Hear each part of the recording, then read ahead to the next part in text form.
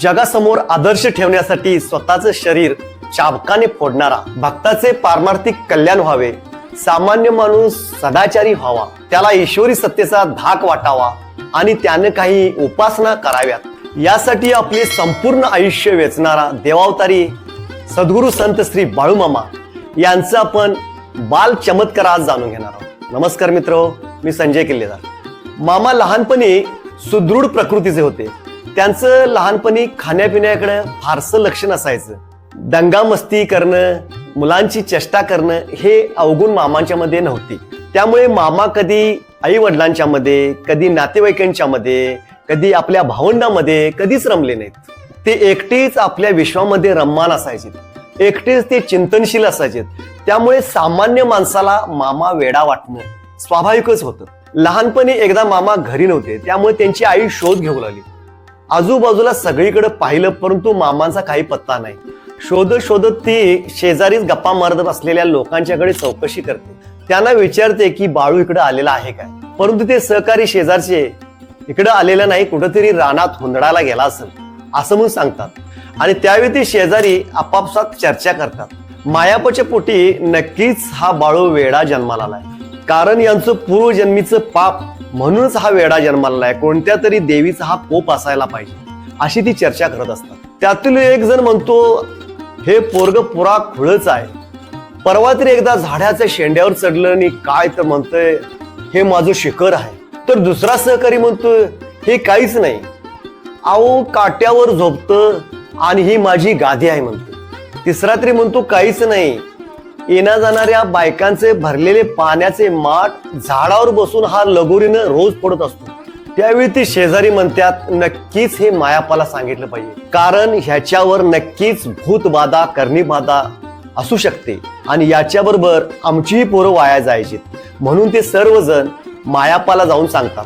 इकडे सत्यवत ते बाळूला शोधत शोधत बाळू सापडतो. बाळू एका गवतावर निवांत झोपलेला असतो. सत्यवा जाते आणि त्याला विचारते, अरे बाळू तुला कुठं शोधू, कुठं झोपलायस? तर बाळू म्हणतो, मी या जगाचा विचार करत या गादीवर झोपलो. त्यावेळी सत्यवा म्हणती, असं वेड्यागत वागू नको, चल बाबा तुला भूक लागली असेल. त्यावेळी मामा म्हणतात, आई खरोखर मला भूक लागली आहे, मला भूक देवाला भेटायची भूक लागली आहे.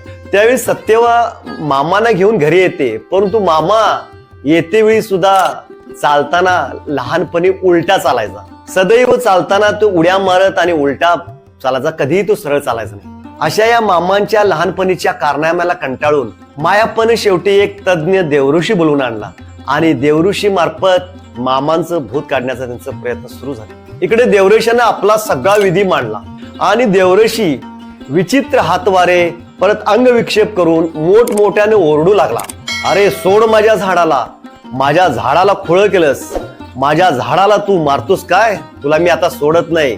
हे लय मोठं भूत आहे आणि ह्याचा बंदोबस्त तातडीनं करायला पाहिजे आणि याच्यासाठी मोठा खर्च आहे, असा हा देवऋषी बडबडू लागला. त्यावर सत्यवा म्हणते, तर देवऋषी महाराज आमच्या बाळूला काय झाले ते तरी सांगा. देवऋषी विक्षिप्तपणे हसतो आणि तो म्हणतो, वड्यावरील मोठे हाडळ लागलेले आणि हे हाडळ उतरवण्याकरता तुम्हाला फार मोठी रक्कम द्यावी लागेल. त्यावेळी सत्यवा विचारते, महाराज तुमच्या या विधीचा खर्च ते तरी सांगा. त्यावेळी देवऋषी म्हणतो, माई हे मोठं भूत आहे आणि याचं भूत उतरवण्यासाठी एक काळी मेंढी आणि 4 चांदीची नाणी तुम्हाला द्यावी लागतील. तर त्यावेळी सत्यवा म्हणते, सगळं द्यायला आम्ही तयार आहे महाराज, परंतु आमच्या मुलाला ठणठणीत बरं करा. आणि अशा पद्धतीनं तो विधी सुरू होतो आणि देवऋषी मामांना मारण्याकरता मामांकडे येतो. मामा या देवऋषीच्या सगळ्या कृत्याकडे बघून हसत असतात. देवऋषी हातात काठी घेऊन मामांना मारण्याचा प्रयत्न करतो. मामांना मारलेला प्रत्येक वळ देवऋषीच्या पाठीत उठतो. देवऋषी वेदनेने किंचाळतो. असं 3-4 वेळा झाल्यानंतर देवऋषी किंचाळत तिथून पळून जातो. अशा पद्धतीनं मामाने देवऋषीची फजिती केली. लहानपणी मामा आपल्याच विश्वात असायचा. फिरत फिरत फिरत कधी गुप्त व्हायचा काहीच समजायचं नाही.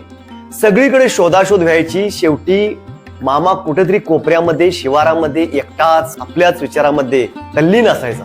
असाच एकदा मामा कोणाला सापडना. सगळीकडे शोधाशोध झाली, कोणालाच सापडना. शेवटी शोधत शोधत सत्यवा एका झाडाखाली गेली. मामाला पाहताच तिला आश्चर्याचा धक्का बसला, कारण मामा शांतपणे एका बाबळीच्या काटेरी झुडपावरती निवांत झोपलेले होते. ती मामांना उठवते अरे काट्यावर झोपलाईस रक्तबंबाळ होशील, काय हे वेडेपणा, चल उठ बघू, असे मामांना म्हणते. त्यावेळी मामा फार मार्मिक उत्तर देतात. आई, हे काटे मला गादीपेक्षाही मऊ वाटतात आणि जीवनामध्ये प्रत्येकाला फुलंच हवी असतात, काटे कोणाला नको असतात, पण फुलांची मजा घ्यायला काटे सुद्धा बोचले पाहिजेत, असे मामा त्यावेळी सुद्धा तत्वज्ञान सांगायचे. त्यावेळी सत्यवा म्हणते, अरे बाळू, असे येड्यागत काय बोलू नकोस, हे तू जे काय बोलतोयस ते मला काही समजत नाही बघ, आणि तेवढी माझी कुवत पण नाही, तुझ्यासाठी अख्ख्या गावचं मी बोलून घेते. त्यावर मामा म्हणतात, आई, तुझी आणि तुझ्या घराची मीच ओळख आहे. परत सत्यवा म्हणते, असं येड्यागत बाळू बोलू नकोस, तू काय बोलतोयस ते मला काही समजत नाही बघ, ये इकडं. आणि शेवटी मामा आपल्या आईला बिलगतो. त्याला प्रेमाने सत्यवा कुरवाळते. सत्यवा मामांना प्रेमानं कुरवाळत असताना म्हणते, इकडं आलायस, पोटामध्ये तुझ्या भूक लागली असेल, चल तुला खाऊ घालते. त्यावेळी मामा म्हणतात, आई, मला भूक लागलेली नाही, माझं पोट भरलंय. अरे तू काय खाल्लं पण नाहीस आणि पोट कशाने भरलं? त्यावर मामा म्हणतात, मी बाबळीचा पाल्ला खाला आणि माझं पोट भरलं. त्यावर सत्यवा म्हणते, अरे तुझं डोकं बिकं फिरलंय का काय, बाबळीचा पाला खायला काय तू जनावर आहेस? त्यावेळी मामा मोठं मार्मिकपणे उत्तर देतात, आई, आमच्या बकऱ्या मेंढ्या बाबळीचा पाला खाईत नाहीत. त्यावर सत्यवा म्हणते, अरे त्यांचं वेगळं, आमचं वेगळं. परत मामा म्हणतात, त्यांच्या हृदयातला देव आणि आमच्या हृदयातला देव एकच आहे व हे बाळूमामाचं उत्तर ऐकून सत्यवाला सुद्धा काही कळत नाही. त्यावर सत्यवा म्हणते, बाळू, तू जे काय बोलतोस ते मला काय बी समजत नाही बघ, आणि ती समजण्याची कुवतही माझी नाही.